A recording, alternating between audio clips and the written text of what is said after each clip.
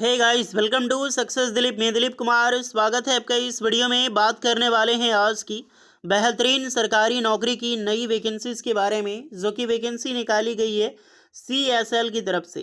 Cochin shipyard limited की तरफ से सरकारी नौकरी की नई वैकेंसी रिलीज हो चुकी है, जो कि ऑल इंडिया के कैंडिडेट यहाँ पर अप्लाई कर सकते हैं। That is great opportunity. Ministry of defence एक बहुत बड़ी ऑर्गेनाइजेशन है ये ITI पास आउट स्टूडेंट के लिए वर्कमैन एंड ट्रेनी की पोस्ट पर, टेक्नीशियन की पोस्ट पर वैकेंसीज रिलीज हुई है। डिफरेंट डिफरेंट ट्रेड के कैंडिडेट इस फॉर्म को बेशक अप्लाई कर सकते हैं। तो मौका अच्छा है। Cochin shipyard limited as a सरकारी नौकरी की वैकेंसीज, और ये मौका आपको छोड़ना नहीं है, क्योंकि आजकल सरकारी नौकरी मिलना वैसे भी इम्पॉसिबल होने लगा है अदर सारी गवर्नमेंट में। तो जो भी फॉर्म है, जैसे भी वैकेंसीज है, ज़रूर अप्लाई कीजिएगा। चलिए डिटेल नोटिफिकेशन वाइज हम डिटेल में डिस्कस करने वाले हैं कौन कौन से कैंडिडेट अप्लाई कर सकते हैं, eligibility condition, selection process and application process वगैरह आपका क्या होने वाला है। Let start now. आगे बढ़ने से पहले चैनल पे अगर आप नए हैं so please do subscribe and hit the bell icon, ताकि इसी तरह लेटेस्ट सरकारी नौकरी की अपडेट आपको हमेशा मिलती रहे।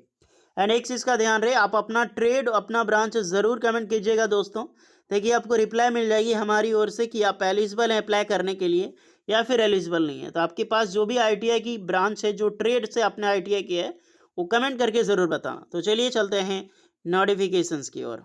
सो एवरीवन, ये है आपका official notification CSL Cochin shipyard limited. ये मिनी रत्ना शेड्यूल ये के अंडर में आती है। Ministry of ports, shipping and waterways, तो यहीं से वैकेंसी निकाली गई है। अगर मैंने डिफेंस बोला तो ध्यान रखना, ये वाटरवेज के अंडर में आता है। मिनी रत्ना शेड्यूल ये, और एक PSU ऑर्गेनाइजेशन से, तो ज़रूर अप्लाई करना। हाँ, एक वैकेंसी जो है वो कॉन्ट्रैक्ट पीरियड की FTC वैकेंसी होगी, 5 ईयर की सरकारी नौकरी होगी। वैकेंसी अलग अलग बेसिस पे है वर्कमैन की पोस्ट पर, जो कि लेटेस्ट वैकेंसी। चलिए अलग अलग ट्रेड वाइज हम वैकेंसी को देखते हैं कौन कौन सी पोस्ट पर वैकेंसी है। तो आउट यहाँ पर आउटफिट असिस्टेंट में एयर कंडीशनिंग टेक्नीशियन है। आउटफिट असिस्टेंट में क्रेन ऑपरेटर की पोस्ट है।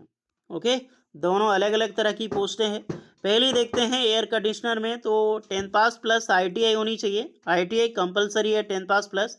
NTC नेशनल ट्रेड सर्टिफिकेट होना चाहिए। SCBT का जिक्र नहीं है, तो NCBT अप्लाई कर सकते हैं in the trade off RNAC mechanic.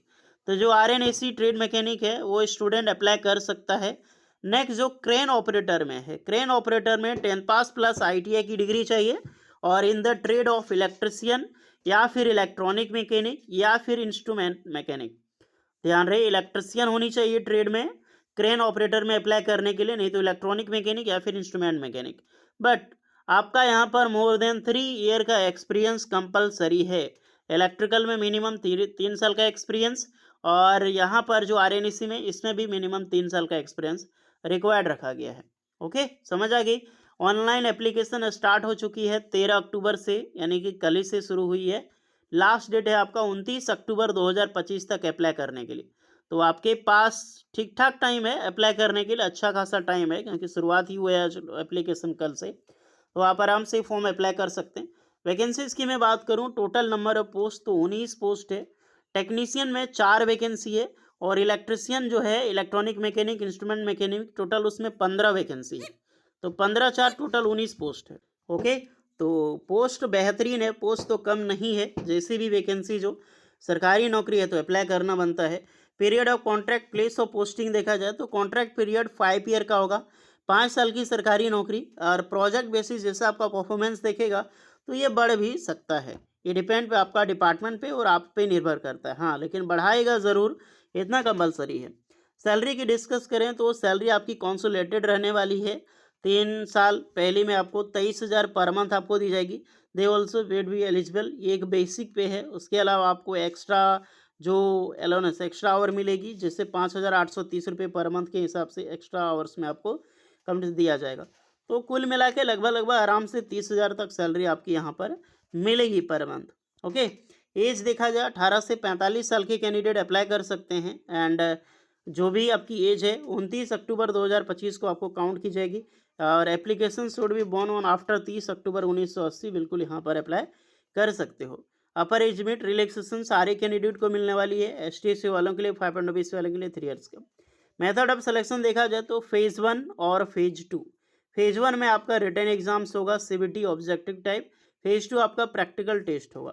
Table 3 देखा जाए तो फेज़ 1 आपका 30 मार्क्स का होगा, फेज़ 2 जो प्रैक्टिकल होगा वो 70 मार्क्स का होगा। यानी मार्क्स एग्जाम तो 30 मार्क्स का होगा, लेकिन आपका प्रैक्टिकल जो ट्रेड टेस्ट होगा 70 मार्क्स का, टोटल 100 मार्क्स का यहाँ पर क्वालिफाइंग रखा गया है अलग अलग बेसिस पे। More than 50% and 45% OBC SC ST वालों के लिए जो आपका 40% रहेगा। ओके, तो चीज़ें समझ आएगी। रिजर्वेशंस का क्राइटेरिया ऑलमोस्ट कैंडिडेट को मिलने वाली है। क्वालिफिकेशंस क्या होगी इस पे आपने देख लिया है, ITI की डिग्री होनी ही चाहिए। तो एक्सपीरियंस 29 अक्टूबर 2025 से पहले कंप्लीट हो जानी चाहिए और उसका NOC आपके पास होनी चाहिए। अगर आपने अप्रेंटिसशिप किया है, अप्रेंटिसशिप एक्ट 19, तो with in remuneration shall be treat as a experience for the purpose of meeting eligibility, such a training shall not be considered as experience. तो आपने अप्रेंटिस किया तो एक्सपीरियंस इसमें क्वालिफाई नहीं किया जाएगा, एक्सपीरियंस उसको काउंट नहीं किया जाएगा। ओके, इसका बारे में बताइए। लेकिन ये बहुत बुरा चीज़ है यार, 1 साल टाइम वेस्ट होता है। कम से कम हर डिपार्टमेंट में एक्सपीरियंस की मान्यता देनी चाहिए। ओके, एप्लीकेशन फ़ी RS 300 कोई भी रिफंडेबल नहीं होगा। Should be remitted using the online payment, आपको ऑनलाइन ही करनी है, जिसकी लास्ट डेट है 29 अक्टूबर 2025 तक। बाकी बात जो भी ST SC के कैंडिडेट हैं, PW, उनके लिए कोई भी एप्लीकेशन चार्ज यहाँ पर नहीं लगने वाला है। अप्लाई कैसे करना है तो इसकी ऑफिशियल वेबसाइट पे विजिट करके आपको फॉर्म अप्लाई करना है। ऑनलाइन रजिस्ट्रेशन के ज़रिए फॉर्म अप्लाई करनी है। ओके, और इसकी भी 29 अक्टूबर तक। इसका हालांकि सारा आपको लिंक डिस्क्रिप्शन में मिल जाएगी अप्लाई करने के लिए, तो उसके लिए भी कोई दो राय नहीं है और ना ही आपको डाउट होनी चाहिए। तो सारी चीज़ें हमने बताई है। TADE एग्जामिनेशंस के लिए नहीं दिया जाएगा कंपनीज़ के द्वारा।